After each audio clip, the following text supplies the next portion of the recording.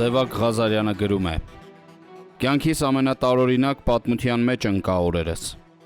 Ընտրություններից առաջ Հայաստանի Հանրապետություն պիտի թռչեի։ Որոշեցի թռիչքից առաջ մազերս կտրել և տեղ ամրագրեցի։ Վարշավիրանոցի անունը Goodfellas է, կահավորված Սկորսեզեի հայտնի կրիմինալ դրամայի մոտիվներով։ Նախատեսված ժամին ես գնում եմ։ Ծխեցրած վիսկու հոտով լցված կիսախավար սենյակի պատերին փակցված են Ռոբերտ Դե Նիրոյի և 50-ականների նյույորքյան մաֆիոզների լուսանկարներ։ Հնաոճ հագու կապով և դասական կեպիով կոլոտ վարսավիրը արտիստիկ շարժումներով և արևելյան շողոքորթ կիսաժպիտը դեմքին հրավիրեց նստել։ Ֆիլմի պատկերներից ներշնչված հանդիսավորապես ընկղմվեցի բազկաթոռի մեջ և մտովի տեղափոխվեցի Վիտո Ջենովեզեի թե Լաքի Լուչանոյի աշխարհ։ Իսկ կոլոտ վարսավիրը գանգստերական ոճի գլխարկն ուղղեց և փութաջանորեն գործի անցավ։ Մազերի ձևի և ոճի մասին սովորական հարցեր էր տալիս և քանզի ջարդված անգլերենով էր խոսում։ Հարցրեցի իմիջայլոց. Որտեղացի ես։ Ադրբեջանից։ Իսկ դու։ Ես էլ Հայաստանի Հանրապետությունից եմ։ Անակնկալի եկած լռում է, սակայն շարունակում է իր գործն անել և դզոցով մաքրում է ականջիս վերևի մազերը։ Մեկ էլ հանկարծ. Ձեզ մոտ ընտրություններ են, չէ։ Հա, վաղը թռնում եմ Երևան։ Ես էլ մի քանի ամիս առաջ Բաքվից եմ եկել աշխատելու։ Ռուսերեն խոսում ես, չէ։ Հա, սակայն չեմ սիրում ռուսերեն խոսել։ Դզիկը դրեց մի կողմ, ձեռքի մկրատը վերցրեց և մազերս վարժ խրթխրթացնելով ասում է. Տեսար Ղարաբաղում ինչ կատարվեց։ Տեսա, ես այնտեղ էի։ Պատերազմին մասնակցել ես։ Հա, ես Կարմիր շուկայի մոտ էի, իսկ դու մասնակցել ես։ Չէ, ես 2016 թվականի ապրիլ ամսին եմ մասնակցել։ Լռեց, սկսեց անհանգիստ շարժումներ անել, սակայն գլուխը կախ շարունակում էր մկրատով խրթխրթացնել։ Այնուամենայնիվ լռությունը խախտեցի։ Բան չկա, մյուս անգամ մենք կհաղթենք։ Հաշիվը 1-1 է հիմա։ Լռեց մի պահ, սակայն պատասխանեց. Մինչ ածելիով պարանոցս էր մաքրում։ Չես ուզում էլի խաղաղություն լինի։ Արցախը ճանաչեք Հայաստանի Հանրապետության մաս և խաղաղություն կլինի։ Ածելին հեռացրեց պարանոցիցս և գործ անելը թողեց։ Արի չշարունակենք, դու քոնն ես պնդելու, ես իմը։ Ես իմ գործը կվերջացնեմ, մազերդ լավ կկտրեմ և կբաժանվենք։ Ամեն մեկը իր ճամփով։ Այդպես էլ արեցինք, էլ բան չխոսեցինք։ Մենակ թե գործն ավարտելուց հետո մի քանի անգամ հարցնում էր. Նորմալ եմ կտրել, չէ, հավանում ես, չէ։ Հետո չասես Ադրբեջանից էր և դրա համար էլ լավ չկտրեց մազերս։ Գործն ավարտելուց հետո առաջ ընկավ, դուռը բացեց և հետս դուրս եկավ դուրս։ Ծխախոտ առաջարկեց, հրաժարվեցի։ Խնդրեց 5 րոպե սպասել և կրկին խաղաղությունից սկսեց խոսել։ Ես նույն բանն ասացի։ Զրույցը նորից չստացվեց և ես դանդաղ քայլերով հեռացա։ Հեռանալիս մտածում էի, ինչ կլիներ, եթե մկրատը հանկարծ ձեռքից խլեի և մտցնեի մազերս կտրող թուրքի բուկը։ Արյունը երևի շիտ-շիտ կչռար թուրքի կոկորդից գանգստերական մոտիվներով այդ սենյակում և ես հավանաբար Երևանի թռիչքից կուշանայի։ Ու հիմա մտածում եմ, պատերազմ թե խաղաղությունը կեղծ երկընտրանք է։ Պատերազմն էլ, խաղաղությունն էլ ինքնանպատակ չեն։ Պատերազմը ցանկալի խաղաղության հասնելու միջոց է։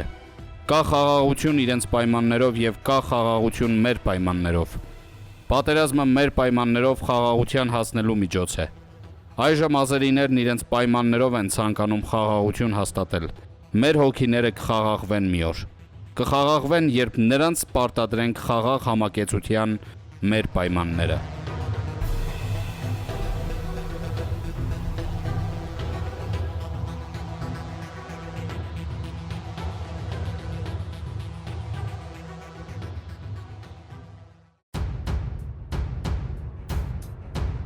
Առաջին լրատվականի հարցերին պատասխանել է քաղաքագետ Կայծ Մինասյանը։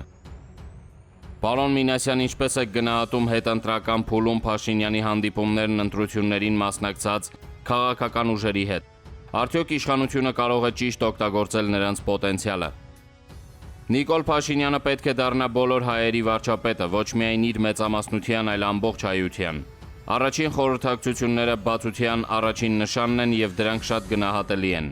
Իդեալը կլինի նախարարների, մասնագետների եւ առաջին հերթին վարչապետ Նիկոլ Փաշինյանի ուժեղ անհատականություններով ազգային միասնության կառավարության ձևավորումը, որը պատրաստ է լսել իր գործընկերներին եւ կոլեգիալ որոշումներ կայացնել։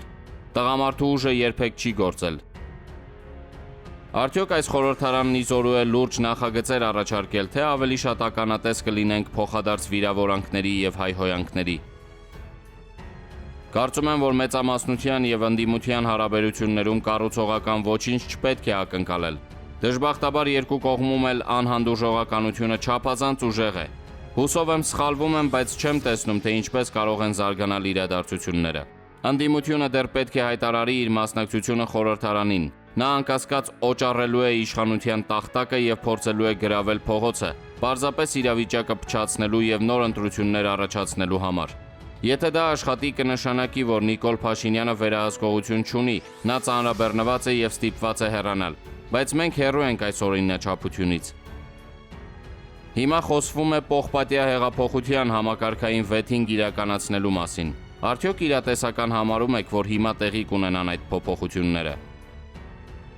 Կարծում եմ, դա շուկայավարման եւ սպառնալիքների խառնուրդ է։ Հետագայում մենք կտեսնենք, արդյոք Նիկոլը Ստալինի նման պողպատ է մարդ է։ Պողպատ բառի օգտագործումն իսկապես խելացի չէ։ Թե նա ամրապնդում է ժողովրդավարությունը։ Հայաստանում, ինչպես նախկին տոտալիտար երկրներում, քաղաքական էլիտաները շփոթում են ժողովրդավարությունն ու ավտորիտարիզմը, ապա նաև ընդդիմությունն ու քաղաքացիական անհնազանդությունը։ Նիկոլ Փաշինյանն ամեն ինչ կշահեր իրական քաղաքական համակարգ ստեղծելու դեպքում։ Համոզված եմ, որ վարչապետը կսկսի սահմանադրական լայն բարեփոխումներ վերադառնալու համար կիսանախագահական համակարգին։ Այս կերպ նա կփորձի ազատվել ներկայիս նախագահ Արմեն Սարգսյանից, իրեն վեր դասել կուսակցություններից եւ Ռոբերտ Քոչարյանին բաժանել ՀՅԴ-ից, քանի որ Քոչարյանը կիսանախագահական ռեժիմի կողմնակից է, իսկ ՀՅԴ-ն խորհրդարանականի։ Սահմանային լարվածությունը նախընտրական փուլում վերացավ եւ հիմա տեսակետ կա, որ այս հանգստությունը, որը տիրում էր սահմանին ընտրարշավի ժամանակ, պատահական չէր։ Ինչով էր պայմանավորված։ Կարծում եմ, որ դա հանգամանքների համադրություն է, որը կապված է Նիկոլ Փաշինյանի հաղթանակի եւ եռակողմ խաղաղության պայմանագրի նախագծի Ռուսաստան-Հայաստան-Ադրբեջան տարածաշրջանում դիվանագիտական գործունեության, Եվրամիության շրջագայություն եւ Բաքվի վրա արևմտյան ճնշումների հետ։